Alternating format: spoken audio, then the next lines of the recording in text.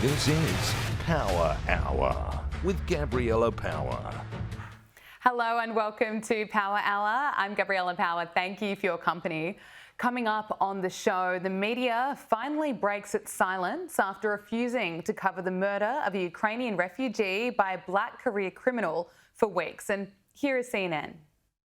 Some of the replies to Musk, some of the comments around this story are baldly racist, stoking fear of African Americans because this man attacked a white woman. We'll get into all of this with Josh Hammer in a moment.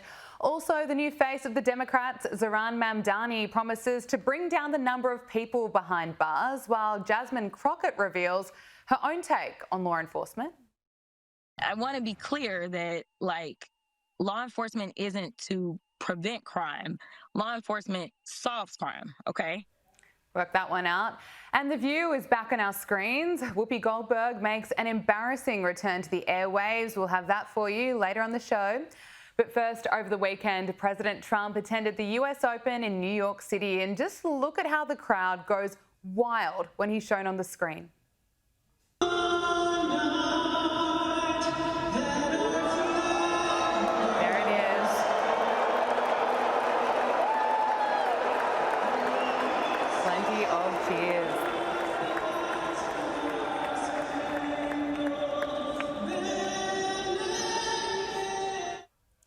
And that's not all. During the event, Donald Trump was busy signing MAGA hats.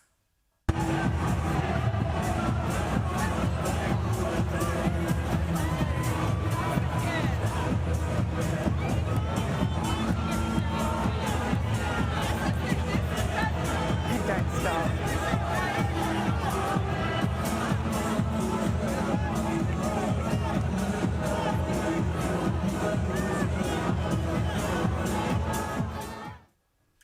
And while the Democrats are fighting back against Donald Trump's extraordinary move to crack down on crime, he's soaring in the polls, enjoying his highest approval rating of his presidency. The president is now tracking a 55% approval rating, according to a new exclusive Daily Mail JL Partners poll, which is up 6 points since their last poll in July. Horrifying vision has surfaced of the moment a 23-year-old Ukrainian refugee, Irina Zarutska, was stabbed to death while quietly sitting on a train in Charlotte, North Carolina. Her killer is 35-year-old DeCarlos Brown, a homeless man who'd been arrested 14 times before he launched this horrific attack. And how much coverage have you seen about this attack on the mainstream media? Nothing. Irina Zarutska was murdered almost 3 weeks ago, and there has been silence from outlets like CNN, the New York Times, MSNBC and others. It's only now that the leftist media, who brought you thousands of articles on George Floyd's death, has been called out, and they've been forced to cover this horrific murder. And here's the coverage. Axios writes, stabbing video fuels MAGA's crime message. I mean, what? Let's make this horrific murder about MAGA. And here's CNN labelling the outrage we are seeing as a result of this murder racist. Some of the replies to Musk, some of the comments around this story are baldly racist, stoking fear of African Americans because this man attacked a white woman. The open racism on sites like X today, it's eye-popping. But there are also legitimate questions about this so-called career criminal. Joining us now is Josh Hammer, Senior Editor-at-Large of Newsweek. Josh Hammer, thank you for your time. I mean, the silence on this story says so much about the leftist media. There is no doubt that if the races were reversed or if it was someone from a minority group being killed, this would have been the lead story across America. What do you make of this? Yeah, Gabrielle, it's an absolutely horrific story. I mean, truly, truly horrible stuff. I mean, this apparently happened 2 weeks ago, give or take, and we all just learned about it for the first time. At least I learned about it for the first time on Sunday. I mean, that in and of itself is astonishing. I mean, talk about what seems to me to be a pretty deliberate cover-up. I mean, this is a cold-blooded murder out in public in broad daylight on public transit. Very, very curious, to put it mildly, that this somehow did not penetrate into the national news until literally just a couple of days ago. So that is very disturbing, frankly, in and of itself. I think speaks to the ability of the media to basically just nip a story in the bud and just to totally squash it if they are so inclined. I think the more relevant point, though, is, well, I guess there are two more relevant points. One is exactly what you say, which is that if the roles were reversed here, I mean, let's be very clear. There is no doubt whatsoever that if this were a white person who was killing a black man or a black woman, you think that this story would have gone literally a minute? I mean, not even an hour, like a minute, without the national media just completely just making it into, oh, it's, it's Jim Crow all over again there. I'm not trying to downplay it. Obviously, anytime someone's murdered, it's a horrible, horrible story there. Of course. But the point is that there is no chance whatsoever, zero, zero, zero negative chance that this story would have lasted 2 whole weeks if the roles were reversed. That says a lot about the media's priorities. I think the other thing to note here is what Brian Stelter of CNN there in the clip that we just saw was talking about, which is immediately they try to politicize this. Immediately they say that, oh my God, it's MAGA Republicans that are overreacting here. No, how about the fact that crime is actually a really, really unpopular thing, that Americans really want safe neighborhoods, that they want to be able to get on the light rail, the subway, they want to be able to walk to church, walk to the supermarket, and not be afraid of someone, whether it's a legal alien or just a homeless person who's been in and out of jail a dozen times with convictions there. They want to know that they can just walk the streets safely. It's really not too much to ask for. And this is one of so many issues, Gabriella, where Donald Trump, I think, has his finger on the pulse of what the American people want. Unfortunately for the corporate media, they are continuing to tilt at windmills. They are wildly unpopular, and stories like this that only underscore their drastic unpopularity. 100%. We'll bring you what Donald Trump has said about this in just a moment. But just on this media issue, we brought you Axios's headline earlier. But this is what they wrote on X. The gruesome video of the fatal knife attack on Irina Zerutska on a light rail car in Charlotte is drawing attention from MAGA influencers seeking to elevate the issue of violent urban crime and accuse the mainstream media of undercovering shocking cases. Well, it's just unbelievable. And to your point, that it's crazy just how much the media did not cover this. But this is what the president has had to say. He addressed it on X, saying, I have seen the horrific video of a beautiful young Ukrainian refugee who came to America to escape the vicious war in Ukraine and was innocently riding the metro in Charlotte, North Carolina, where she was brutally ambushed by a mentally deranged lunatic. The perpetrator was a well-known career criminal who had been previously arrested and released on cashless bail in January, a total of 14 times. What the hell was he doing riding the train and walking the streets? Criminals like this need to be locked up. And Josh, that goes to your point that the president completely understands the concerns of so many people in America. Yeah, look, I mean, 14 separate times this person had a rap sheet, over a dozen actual convictions there. I mean, this is the kind of person, DeCarlos Brown, if I have the homeless murderer man's name correctly, I mean, this guy should have been in jail for life. I mean, in jail for life easily. I mean, that should be an absolute no-brainer.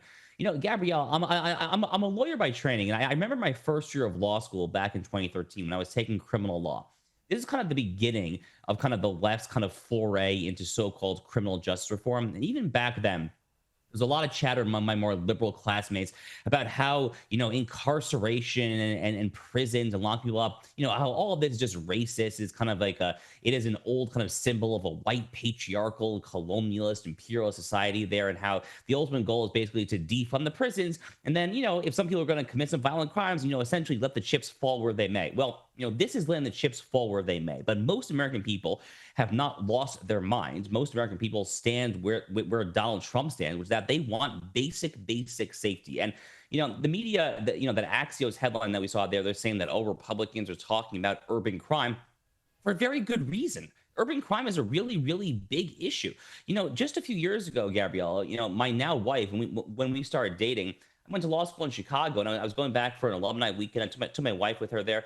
Her purse was stolen in broad daylight by a homeless man inside of a sports bar in downtown Chicago. He never should have been anywhere near that sports bar. And then afterwards, after the owner, when we confronted him and said, why did you let this guy in? You know what he told me? He said that he was afraid that if he kicked the homeless man out, who happened to be a black person, then he would get tarred and feathered as a racist. And ultimately, his refusal to kick this homeless person, this vagabond, out of the bar, cost my wife a very nice purse, and frankly, just kind of ruined our weekend. So, I mean, this is a real problem, real problem there. Unfortunately, though, again, Donald Trump, I think, has his finger on the pulse of the issue. Absolutely. Well, speaking of people that wanted to defund the police, such as Zoran Mamdani, he's been on a media blitz arguing why he should be mayor of New York City, and he wants to reduce the jail population and ensure that New York City courts release suspects faster. Listen to this. The jail population of Rikers has increased since Eric Adams has come into office by more than 1,000 additional incarcerated New Yorkers. And what is quite staggering to me is that we know that we can reduce that jail population to less than 4,000. I mean, Vital City had an article about a number of different proposals that could reduce it to 3,700. And some of this also just has to look at the average stay on Rikers in the 90s was 50 days. Now it's more than 100. There are more than 1,500 people on Rikers who have been held there for more than a year. So I do think many of the reforms that have to be made are also reforms around the court system. Josh, he says this at the same time that Bernie Sanders joined Mamdani in a town hall in Brooklyn over the weekend, where they're, of course, slamming Donald Trump and promising to promote rent freezes in the final weeks of New York City's mayoral race. Now, Zoran Mamdani, as I say, has been on a media blitz. He also sat down for an interview with CBS, The Point, with Marsha Kramer, where he insists that we shouldn't be judging him on his past comments and his track record, because he's actually a transformed man. Listen to this. Many of my opponents, chiefly Andrew Cuomo, would prefer to debate a mythical version of myself than the person that I actually am. They would prefer to focus on tweets from 2020 as opposed to the platform of 2025. And they prefer to do that because they know that our ideas are actually popular.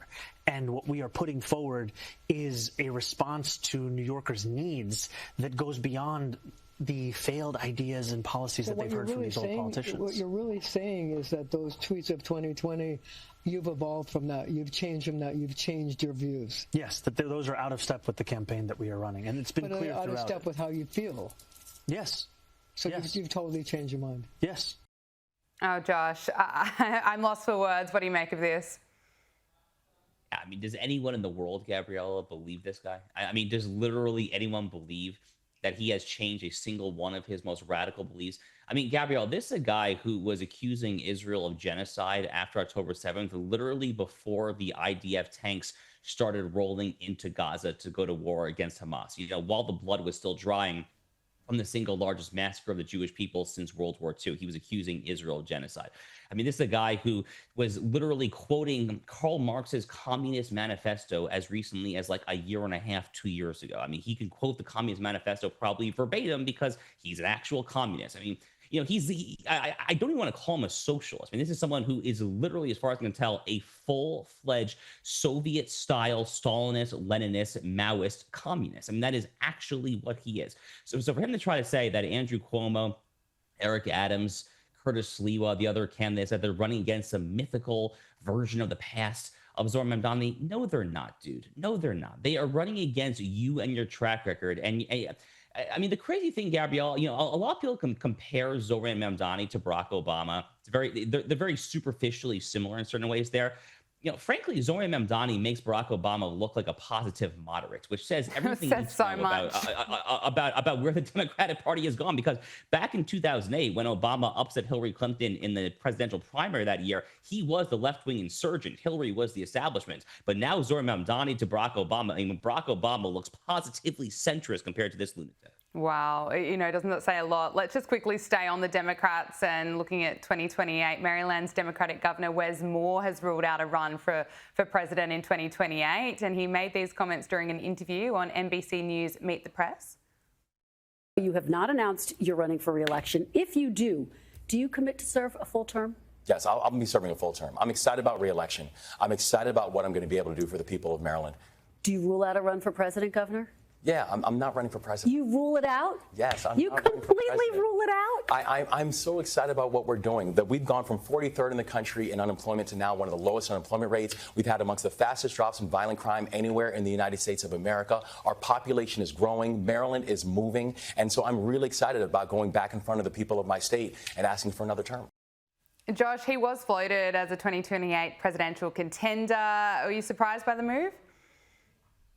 Look, I mean, this is classic political rhetoric, right? I mean, if Westmore decides to run for president a year or two from now, no one's really going to fault him for lying through his teeth to meet the press in the year 2025. I mean, we've seen this over and over again before. I mean, for what it's worth, I think Democrats could probably do a lot worse than Westmore. I mean, they for instance, could nominate someone like a Jasmine Crockett or an Ilhan Omar, Rashida Tlaib, or God forbid, a Zoran Mamdani. I mean, Westmore is not a moderate. He's a pretty liberal guy, but he's very well spoken. He's telegenic. He speaks well there. I mean, his policies are not my policies.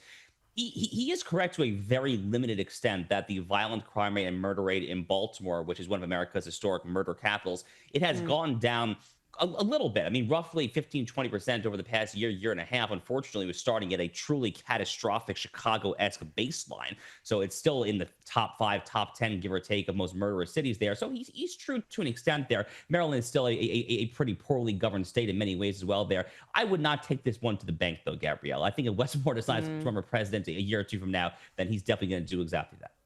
Josh, you mentioned Jasmine Crockett there. Well, she's revealed her own take on law enforcement. Listen to this. I want to be clear that, like, law enforcement isn't to prevent crime.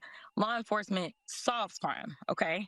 That is what they are supposed to do. They are supposed to solve crimes, not necessarily prevent them from happening, per se. Josh, can I get your reaction? So first of all, where is Jasmine Crockett doing this interview from? I mean, I see kind of like a whole closet of shoes. I mean, is she doing this from her closet? Is she doing it from a department store, like a Bloomingdale's or something like that? I mean, very strange choice where a sitting U.S. Congresswoman should be doing interviews. That's my very first, very superficial comment. The second, more important point on the substance is, I mean, what is she talking about? I mean, law enforcement has multiple responsibilities. Yes, we have people to solve crimes. Those are detectives. I mean, Sherlock Holmes and kind of the classic, Anglo-American Western style fictional imagination there. But police absolutely deter crimes through, among other things, their mere physical presence. There have been countless studies, countless studies over and over and over again throughout the years from criminologists, people who study crime that show over and over again that the mere fact that you have police cars visible, police walking the streets, police in broad daylight there, that has a tangible, statistically significant, demonstrably repeated over and over again effect in actually reducing crime. So I have no idea what he's talking about. I mean, I hate to just be this blunt, but I guess I will just be this blunt. She's a freaking moron. I mean, Jasmine Crockett is a genuinely low IQ figure. And if Democrats want to cast their lot with people like that for 2028, 2032 and beyond, then good riddance, I guess. Good luck there, because frankly, one party will benefit from that. It's not the Democrats. Yeah, good luck to them. Look, let's quickly turn to the Middle East. Trump has issued his last warning to Hamas. He wrote, "Everyone wants the hostages home. Everyone wants this war to end. The Israelis have accepted my terms. It is time for Hamas to accept as well. I've warned Hamas about the consequences of not accepting. This is my last warning. There will not be another one. Thank you for your attention to this matter." Josh, will this work? Well, so there have been conflicting reports on this. So Trump is saying that Israel has agreed to this latest Steve Witkoff proposed hostage ceasefire deal, the details of which have not been made public yet. But Israeli media is reporting that Netanyahu has not quite formally accepted it yet. So there's actually some mixed information there. I think more relevant and more to the point, Gabrielle. I mean, how many times have we seen this story play out over the past year and a half, 2 years since October 7th? Hard to believe it's been almost 2 years, frankly, since that most terrible of days.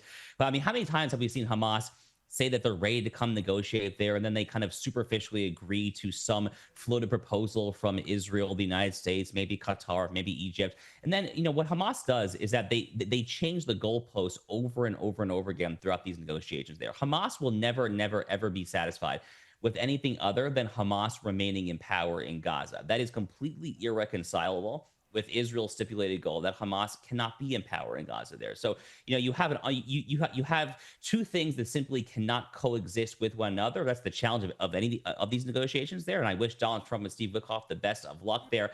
Ultimately, Gabrielle, the responsibility really does fall on Netanyahu and the Israelis to actually finish this job ASAP. It's been a very long time now. Unfortunately, Donald Trump's been basically yelling to the Israelis, say, "You have my support, do this thing, go in hard, go in quick, go in fast, finish it. I think it's incumbent now upon Prime Minister Netanyahu to actually take that advice.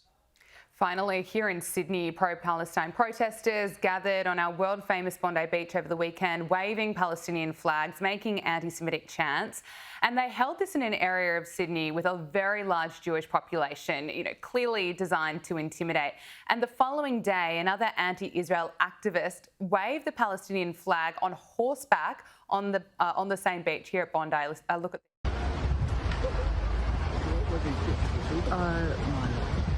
this is not normal. I mean, Josh, it's just insane. And this comes, of course, after the Sydney Harbour Bridge protest, which was absolutely shameful. We've got summer just around the corner. This just cannot continue. I mean, first of all, that's just really weird behavior, right? I mean, getting a horseback on a beach and flying any flag. I mean, let alone the PLO terrorist flag there. But look, I think the number one thing, for Americans, Australians, Europeans, and for everyone to bear in mind here is, tell me what the actual national interest is for Australia, for the United States, for any country in a new Palestinian state. I mean, hold aside the moral consideration. Hold aside that just for a second there. Hold aside that it indeed would be a grossly, grossly immoral act to reward the very same people who just perpetrated this absolute butchery, this absolute Nazi-esque pogrom. It would send a completely horrific, morally inverse and perverse message there. Hold that aside for a second there. What is the actual professed national interest for Australia, the U.S., or any country in a brand new terror state in the heart of the Middle East, a brand new Iranian satrapy, a terror overrun enclave there? There is none. There is no national interest that I can point to there. Rather, the Western interest, whether it's the American, Australian, and European interest, the Western interest is served by an emboldened and buttressed Israel that's able to make alliances with the non-Islamist Arab nations like the Abraham Accords, the UAE, Bahrain, Morocco, and so forth there. And then that coalition in turn can patrol and secure the region and deter radical Islamism. That is the Western interest. There is no Western interest served by a new Palestinian state whatsoever. Josh Hammer, Senior Editor at Large at Newsweek, thank you so much for your time. Really appreciate it. You bet. Thank you.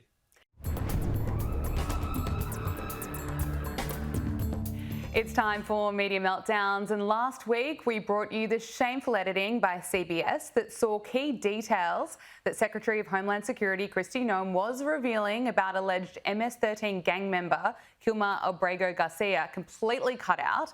Let's take a quick look at what went to air and what was edited. And the one thing that we will continue to do is to make sure that he doesn't walk free in the United States of America.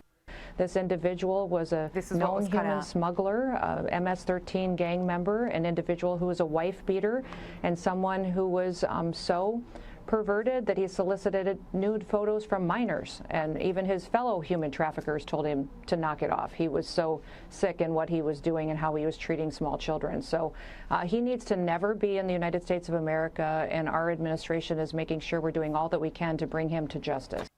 I mean, why? Why would CBS want to cut that out? Does CBS want their audience to know the truth? It just seems like this leftist network made those edits to cover for an illegal who's facing deportation, because those details provided by Kristi Noem would have burst their bubble and poked holes in their narrative that this guy is just your typical Maryland father. Well, following the huge backlash, CBS is now backing down and insists that after editing Joe Biden's interview back in 2023, editing Kamala Harris's interview in 2024, and Kristi Noem's interview in 2025, now is the right time to start telling the truth. CBS says that it's going to change the way it handles interviews moving forward.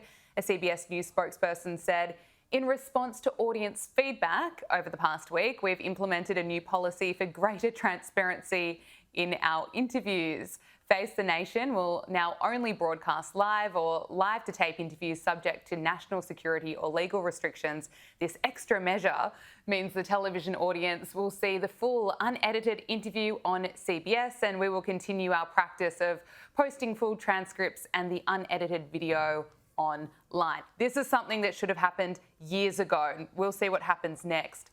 But in other big news in the media world, I'm sorry to say, but they're back. The hosts of The View, one of the most painful shows in America, is returning this week.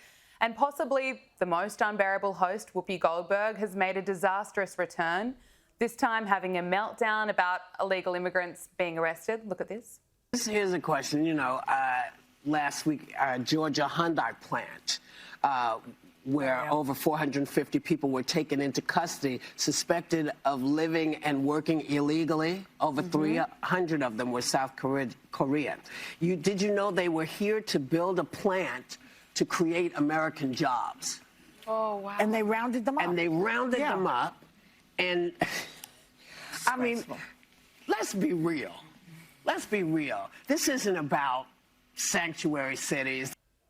Illegals here to build American jobs. Whoopi, it wasn't all that long ago she claimed that life for black people in America is the same as life for people living in Iran. You weren't saying what I heard was not what you meant. I think it's very different to live in the United States in 2025 than it is to live in Iran. Not if you're black. Not for everybody. Not if you're black. Guys, don't go to Tehran. Do not anyone. Yeah, there was no correction or clarification for that too, by the way. But when it comes to Whoopi Goldberg, her insights are almost always completely off. Here she is having a meltdown, insisting that the Democrats' messaging has been brilliant. Voters, and when you say Democrats, he's talking to us saying our messaging is bad. And I'm saying, no, our messaging has not been bad because people have been out. What about the other hosts? Well, here is Sunny Hostin's reaction to the US election result.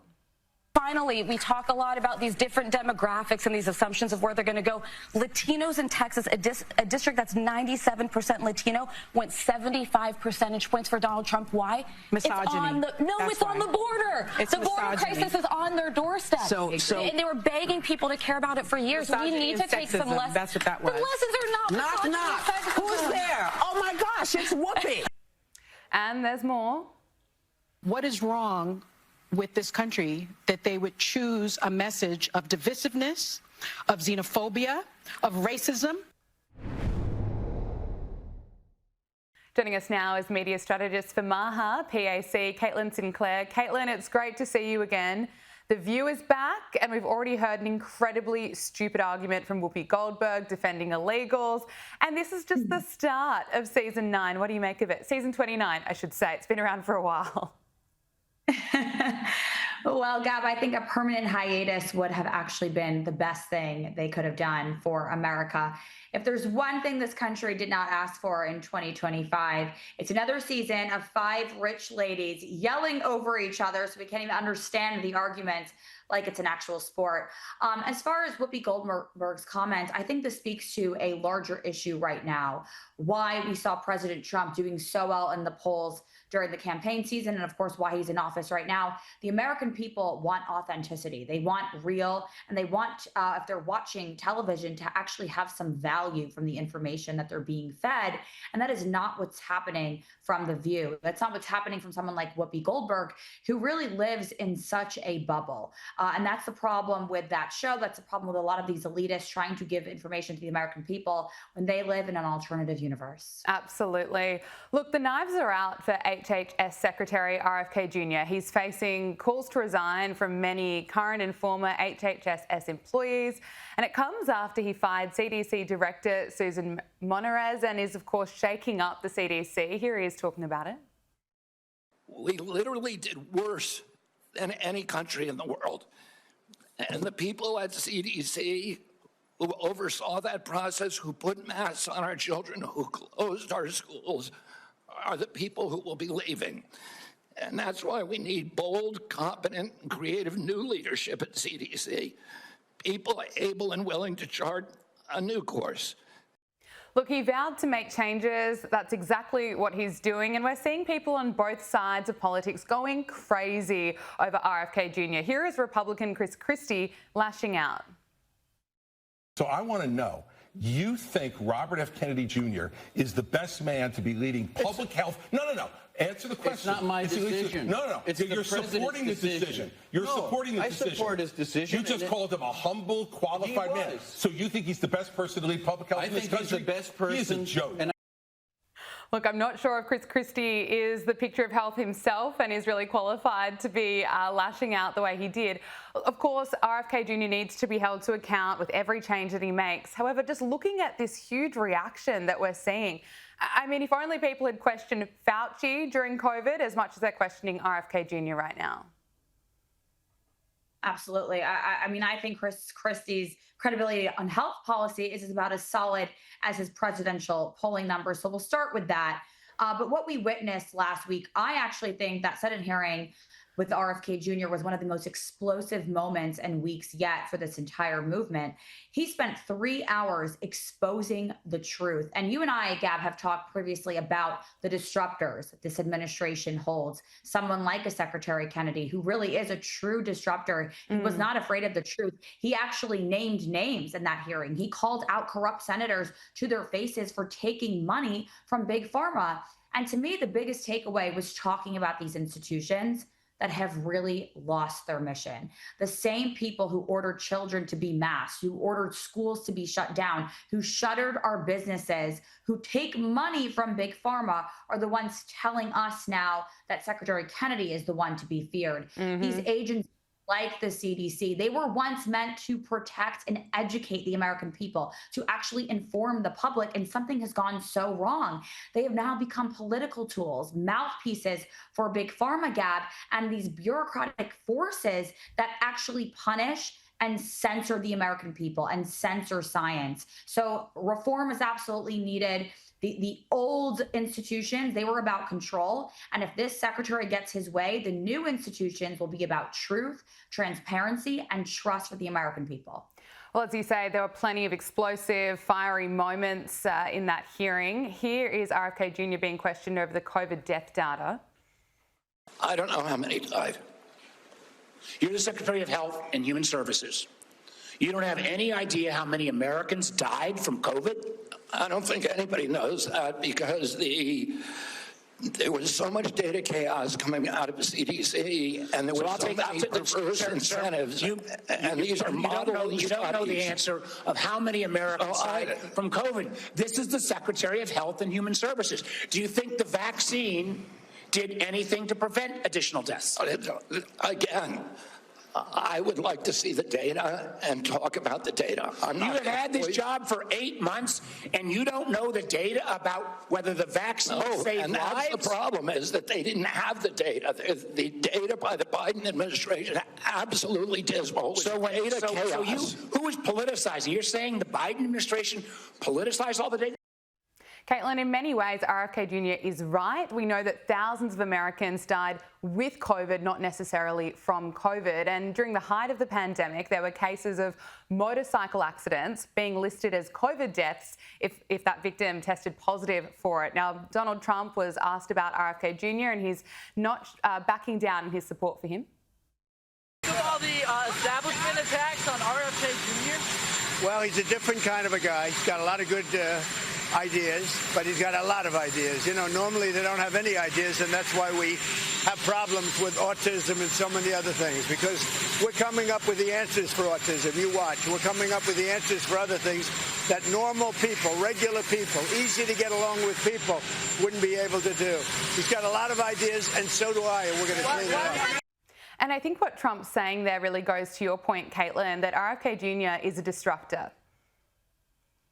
Absolutely. And if you look at the polling numbers, this is what the American people voted for on November 5th of last year. They voted for reform, they voted for transparency, and they voted to restore the health of the American people. I want to go back, Gab, to Senator Mark Warner there, accusing the secretary of politicizing the CDC, because these details are really important. The secretary actually brought receipts. He talked about, in that clip there, it was the Biden administration who actually fired anyone who refused to bow to Big Pharma's lies and propaganda about COVID. The numbers were fudged all over the place. That is the truth. Your viewers know it. The truth is, nobody knows the exact death toll of COVID. It doesn't matter if he's the secretary, nobody knows. You mentioned if you died in a motorcycle crash, if you died from any sort of accident or any sort of trauma, the hospital listed you as a COVID death. We now know that. We have those statistics. We have that data. So the Democrat political theater that we just witnessed in that clip is absolutely disgusting, and I think the American people see through it. Now, RFK Jr. recently challenged Pete Hegseth to a fitness test that included 100 push-ups and 50 pull-ups in under 10 minutes to promote fitness and health in the military. Look at this. The challenge is to do 100 push-ups and 50 pull-ups in any order you want in under 10 minutes. So 5 minutes is the the top standard that we want to meet. Not going to be able to do. Now, Caitlin, we don't hate the media enough. The New York Times has come out with an article saying the experts warn against this kind of fitness challenge. I mean, you cannot make this up. The experts, are you kidding me? Oh, only in 2025 in America can two grown men challenging people to a fitness test to better their health be called dangerous somehow. And this is by people who probably pull a hamstring reaching for like their oat milk lattes or something. No way they can even do 5 push-ups. It's confusing because I think the Democrat messaging and the mainstream messaging at this point is to be sick, to be fat, to be trans, to accept endless migrants, to accept crime, to not believe your lying eyes. I mean, the messaging is so poor coming from the mainstream media. Meanwhile, here is the truth. Obesity, teen depression, anxiety, they're through the roof. It's only skyrocketing, mental health problems with the younger generation. And nobody can run a mile without taking a vape break. So this is actually more than just a fitness challenge. I think this is about raising an entire generation to embrace hard things again. Like you and I had to. I had to run way more than just a mile and do some push-ups back in the day.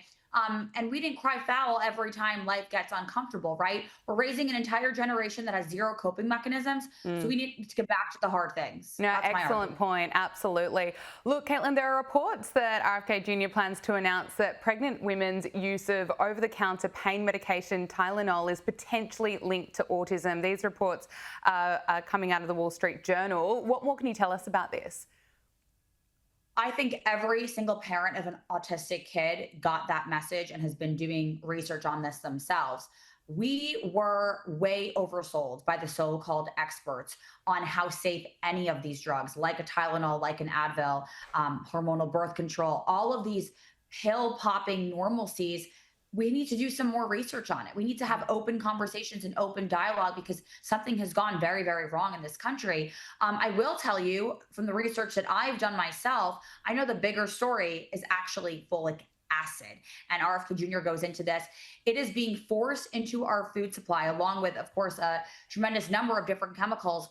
But not everyone takes Tylenol. Everyone is eating the food here in this country. Over 70% of Americans have something called the MTHFR genetic mutation. And that is also contributing to autism, to this metabolic dysfunction that we're seeing in our kids. There is so much research to be done, but the overall message, Gab, is of course we need to break down. When you go to the doctor and you can easily say you're having trouble focusing and get an Adderall prescription in less than 20 minutes, you know you have a problem. When we're taught to treat every single pain and ache in our body with Tylenol, we have a problem. So it's worth a conversation, it's worth a dialogue, and I'm happy that we're about to have one. Absolutely. We need to be having this conversation. We should have been having it a long time ago. Now, I want to ask you about President Trump. There are, of course, insane rumours circulating that he was dead just a week ago, all being fed by these woke lefties on TikTok. Now, Donald Trump has delivered a message to the mainstream media that we're also jumping on this trend, kind of pushing this bizarre narrative, claiming that he was dead last weekend. Just listen to this. The press has been very good lately, except for one rumor that they spread. I did about 8 press conferences in a row, day after day after day. Then I missed one because I was in the Oval Office. And I also went out to a club because I had meetings at a club. And they saw that I was and the rumor started spreading, this horrible rumor that Trump is no longer with us. They said, and I said, I got to the club, sir, are you okay? Are you okay? The fake news was at it again. But because I missed one day of press conferences, so today I gave them about a 3-hour press conferences on changing the name of the Department of Defense to the Department of War. Caitlin, I mean, we see Donald Trump in front of the cameras all the time. We barely saw Joe Biden. He was always hidden away. Trump goes missing for a day and the mainstream media go into meltdown. That's exactly it, right, Gab? We had the media silent when our president, Joe Biden, held 0 press conferences, did no media hits, took no questions from the press. was falling up the stairs. We had crickets back then from the mainstream media. Again, this is Trump derangement syndrome. We've talked about this on the show before. These people need to get well soon. This is a president that every single staffer has come out in support of, saying this man has more energy levels than I've ever seen before. Most people in politics that know him would tell you that, would argue that. This man is unstoppable. He has amazing energy. He's quite frankly done more media events in this first few months than Joe Biden did in his entire 4 years. So I think his actions and levels of energy speak for themselves, and we can all see that. They certainly do. Caitlin Sinclair, thank you so much for joining us. Brilliant to speak with you again. Thanks for having me. Prince William and Princess Kate led royal tributes marking the 3rd anniversary of Queen Elizabeth II's death. Joining us now is Kinsey Schofield, host of Kinsey Schofield Unfiltered. Kinsey, it is great to see you again. I can't believe it's been 3 years since Queen Elizabeth's death. Can you talk to us about the tributes? That's right. In honor of her passing, Prince William and Catherine visited Women's Institute. This is an organization deeply cherished by the late Queen. The couple attended their local branch, which is near their home in Windsor. And it was actually really sweet. We got a little intel about Wild Louis and how he terrorizes his older sister. And I mean, that's one of my favorite parts, hearing about the children. But I'm under the impression that this was only supposed to be Prince William showing up here today. So I felt like there was something really powerful seeing Catherine there with him, almost there to support him on a really tough day. Yeah, of course. Look, of course, Prince Harry is in the UK and he reportedly came up with a list of demands for his trip. They include full security for him and his family, press control that would be coordinated by Buckingham Palace. I mean, it sounds like a bit of a joke, Kinsey. Well, I will be honest with you. I'm not sure how much I trust this source. I mean, Harry does have protection as long as he works with Ravik and gives them 28 days notice and gives them his itinerary. He is protected by the government when he arrives. He is on this trip. So 9 out of 10 times he gets exactly the type of security he needs. But you're right. The list is ridiculous. Once Meghan treated as an HRH, that's the most realistic on the list where you can go, I can see these two having the audacity to say that people need to bow and curtsy to Prince Harry's wife. And then it was that he wanted the Buckingham Palace to help control the press narrative when he does, if he were to meet with King Charles. And I don't see that happening here either, because with this particular visit, he's handpicked Sussex-friendly media that he will allow to have access to him. Now, Buckingham Palace has announced the funeral of Catherine, Duchess of Kent, will be held at Westminster Cathedral on September 16. Now, the Duchess of Kent died on Thursday, aged 92, prompting an outpouring of tributes to the late royal. And the funeral details, well, the funeral will be held just days after Prince Harry's visit to London, raising questions whether he'll extend the trip during his trip in the United Kingdom. What do you make of this? Can you see him doing that? I can't really. I think what they'll do is they will send flowers or something similar, but I just don't see Prince Harry extending his trip. He wouldn't be welcomed with open arms. I can tell you that much. The Duke and Duchess of Kent were very sweet and loving people, but it's his brother that he'd have to worry about. It would be similar to when their uncle passed away and they didn't speak to each other. And I don't think Prince Harry wants round two. Now, let's talk about Princess Catherine. Kate Middleton, well, she may have already ditched her new look in favour, rather, of something more traditional. Now, of course, she turned heads last month when she was seen with blonder locks, but in new photos at the at the Women's Rugby World Cup on Saturday, her hair was notably darker. So, Kinsey, talk to us about this. She's already made the switch back. Well, perhaps her stylist put a darker toner. I feel like this is girl talk. Only you're going to get this one. Perhaps her stylist put a darker toner in her hair, because I do still see some beautiful sunny highlights with different angles and different pictures. So I think the highlights still exist, but perhaps it's just like a washout toner that has darkened it a little bit. Like from behind, from the side, you can still see there's some blonde in there. But you know what? Sometimes it's thrilling to go into the salon and say, let's do something different. I think she looks gorgeous no matter what. I'm going to cheer her on. even with purple hair, I'd say, let's go, girlfriend. Let's throw a party. I think she's amazing. See. I'm not sure if I'm with you on purple hair, but she does always look amazing. But talking about her receiving so many cheers, look at this amazing moment where she receives cheers from Australian rugby players.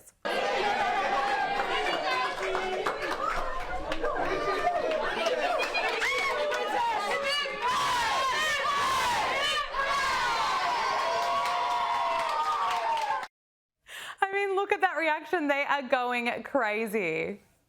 Yeah, I mean, Catherine's always had a strong connection to athletics. Growing up, she was known for being active and sporty. She played hockey, tennis, ran cross country. Field hockey was a favorite of hers. I couldn't believe that. I had to look up. I found pictures. She even joined her college's first team. Today, sports are tied to her advocacy very much so. She often highlights the connection between physical activity, mental health, and overall well-being. So when she's excited about you, she means it. And it's so nice to see that they were just as excited about her. Finally, let's get to some entertainment news. Kristen Cabot, the woman who was involved in the Kiss Cam drama with former astronomer CEO Andy Byron during a Coldplay concert, has filed for divorce. Of course, this was the moment that broke the internet. Oh, look at these two. All right, come on, you're okay? Oh, what? Either they're having an affair or they're just very shy. Doesn't matter how many times you watch that, it doesn't get less awkward. It's so uncomfortable to watch. But Kinsey, what's the latest here? Yeah, I mean, stories like this are a stark reminder that choices don't come without consequences. They both lost their jobs. These two have dragged their partners through public humiliation. And at the end of the day, I think that we just have to hope that their children are mentally, being taken care of. But Chris Martin, I'd love to take you to a bar. Your dar, like what you're, I guess, what am I trying to say? Whatever, he's got some sixth sense that I'm really impressed with when it comes to cheaters, and I wish I had it. But think about it. If he does this, at every concert, the amount of concerts he's held right around the world, I'm sure he's never seen a reaction quite like that, but he was spot on for having an affair and they got caught for it. Kinsey Schofield, host of Kinsey Schofield Unfiltered, thank you so much for joining us. Thank you.